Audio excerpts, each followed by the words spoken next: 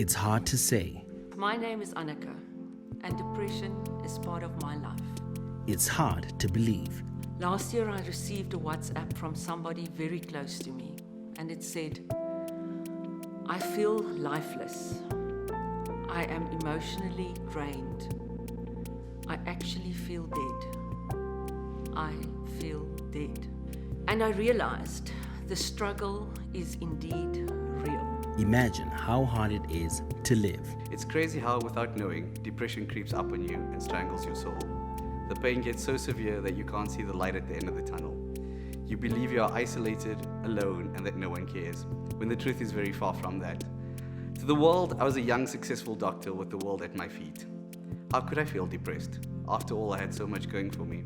But the truth is that our minds play a role in how we feel. So, looking after our mental health is vital. In South Africa, there are approximately 23 suicides every day. Nearly 75% of victims are under the age of 39, and 1 in 4 South African teens has attempted suicide. It's a silent, deadly, tragic epidemic. It affects all races, cultures, and economic groups. Today, we're taking a stand. Today, we're speaking our truth. Today, we're saving our lives. Join us in conversation with Obinewa Amponsa as she speaks to lawyer, activist, and model Thando Hoba. Albino, black female, this remarkable woman shares how she learned to understand her anxiety, and she explains what she does to cope. Thando Hoba, thank you very much for being with us today and for sharing some of your story and some of your journey with us.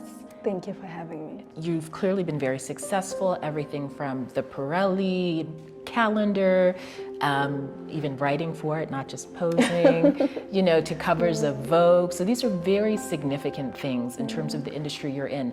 But it couldn't have always been easy or looked like it was going to work out as well as it did. I was a person who constantly understood that I needed to negotiate more than one identity. My identity in terms of me being a woman, in terms of me being black, in terms of me being African, in terms of me having albinism. I was accountable for all of those identities. And also I would face prejudice with respect to all those identities, or sometimes some. So when I went into this thing, and I know it sounds like I'm not answering the question, but I'm gonna answer it. So, the first thing that I needed to have control over is something as simple as my hair. The second thing I needed to have control over is something as simple as the paleness of my eyebrows. And I had to say, it's okay for me to look like this and be like this in this space, even if it is a rare look to you. But if we're really gonna speak about diversity, and we're talking about representation, you have to understand that my hair has a lot of, it's got a lot of history with respect to race. And my eyebrows being pale, it also has a lot of history with respect to albinism. Because a lot of the times with albinism, the simple act, it's a mundane act. But it has significance to just color your eyebrows, which is something I did for the longest time in my life. And as much as we, as women or people, we have beauty choices, right? All of us have beauty choices, and I think this isn't a matter of judging beauty choices, right? I can dye my hair purple, do whatever, I can do whatever. But for me, when I started coloring my eyebrows, it was because everywhere I looked, I couldn't see a woman who looked like me being celebrated the way I look. So it became an interesting thing in that when I went into the media space, I had to negotiate how to just look like myself and keep the unique characteristics that are me present and prevalent in whatever I do. So that's one thing. I think in terms of that, personally, as time went on, I had to bargain less to look the way I do. So I had to start learning how not to constantly injure myself. So in my life and everything that I've been doing, I've been sort of a carrier of stories. And this sounds also a little bit cliche, but we have stories in our minds. We literally create these stories in our minds, Oh, when I come and I speak to her right now, if I'm sitting here, she's gonna think this of me and that of me, and all of this hasn't even happened yet. It's really in your imagination. Then you start feeling your body. Your stomach tightens and you get hot.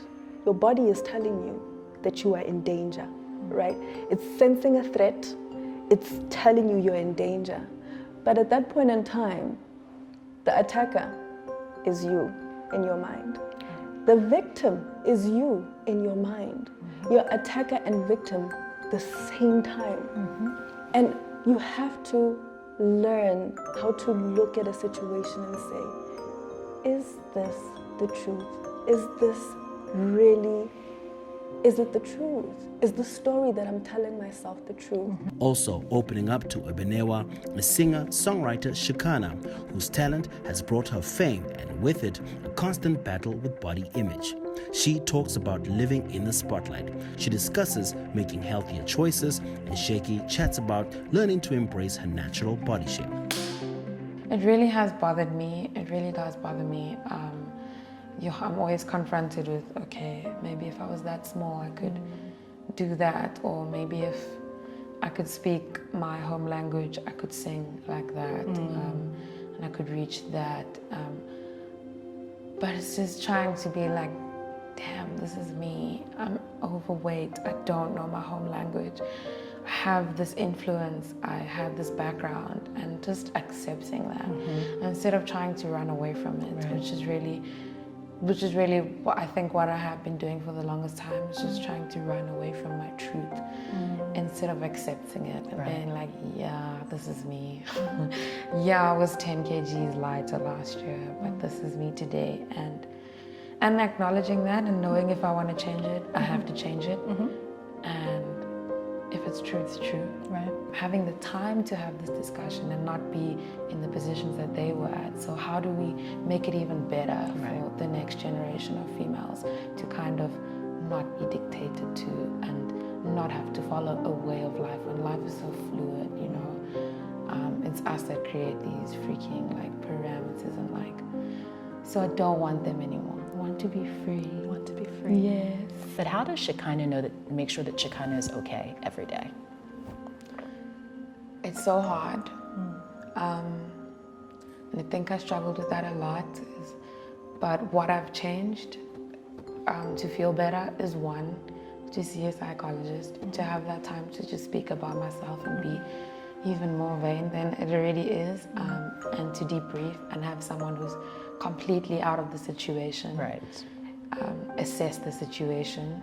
And the second thing is I now make sure, as much as my family have always been close to me, closer than ever, they remind me of who I am. Yeah. And sometimes you really forget who you are, and not on purpose. It's just that everything else takes the forefront of your life and you take a back seat. Finally, Obenewa and former South African Idol winner Karen Kortke get up close and personal. From her dark days dealing with substance abuse, Karen explains how recovery helped her reclaim her joy. The singer also gets candid about adoption and how her life continues to change. Growing up, did you know that you had been adopted? Was it knowledge you had all along, or was there a particular point in time when you learned that? Up until the age of 13, 14 years old, it was never a topic. I think they didn't want me to know. I was 16 years old, and at that time I was asking serious questions. So she just came out with everything and she told me. And I remember my mother could never read and write. She would always just make a cross. And the other day when I got the adoptive papers, I saw a little cross and my heart just, I felt so overwhelmed to know that that was the day that they took me on, and they've loved me ever since. And what gave you the confidence to try out for idols? I ask because I understand at that time you were an apple picker, you were living in the Western Cape, you didn't come from a particularly affluent community. So what enabled you to say, actually, I am going to the biggest national platform and I'm going to win? I had people that believed in me. I was in a very low at that stage because of my circumstances.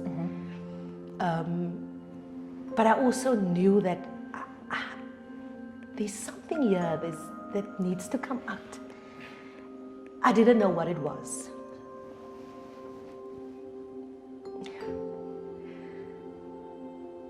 Like I said, a lot of people supported me through that stage in my life. No, I didn't, to be honest, I was scared. I remember when I walked into that room for the first time, looking at those people, seeing all the cameras, I was scared. You want to do it. That's your passion. The singing is, but will these people believe you? Will they see the potential? Will they, take you by the hand? We see you, third season, win Idols, given where you were coming from. And as you say, the community that helped you, supported you, encouraged you, and this fan base that's been loyal to you to this day. We have that beautiful moment, and then we juxtaposition it with a few months later, your then boyfriend being accused of murder in Cape Town. For you, what was happening in those months in between? What was your life like, this tremendous success, before you have this horrific moment? A lot of things happened that I regret. And I think up until today, I'm still trying to make up for it, for the season that I've made during that stage in my life. But I've also come to a stage in my life where I've accepted it. It happened. Right. I'm really one of those lucky ones who got through it and who is now a living testimony that dreams do come true. And if you persevere, you will succeed. And it was the Lord's plan with my life also. If I think of that morning of the murder, I had to make a choice. It was either I'm going to support somebody or I'm going to do the right thing. And I chose to do the right thing. And in that 2 years, I went through that same process.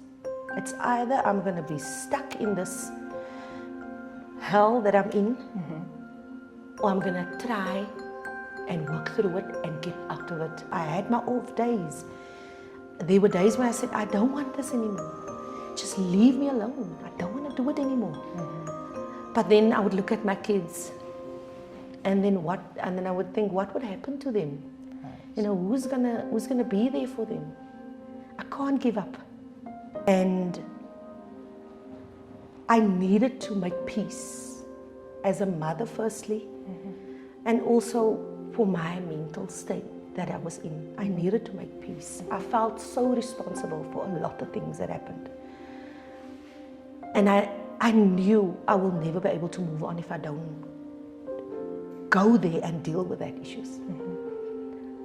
So I prayed about it, firstly, and then I got the number of the husband of the woman that was murdered. I phoned him and I said to him, you know what, Wynand, I just want to come to you. I just want to be in your presence and I want to ask you for your forgiveness. That's all that I want. I'm a mother of 4 children and I can't imagine seeing those kids, one day and thinking that why didn't I never reach out to them? Right. Why didn't I never explain, So I needed to go back and fix what was done wrong. And I can only thank God again. They embraced me, they forgave me, and that also was a step into my healing process. It's 5 years down the line since I've done that, and I have to say that changed my whole life. 3 very different women, 3 very different stories, 1 important truth. Every life has its challenges, but every life matters. Life doesn't start with pain. It shouldn't end that way.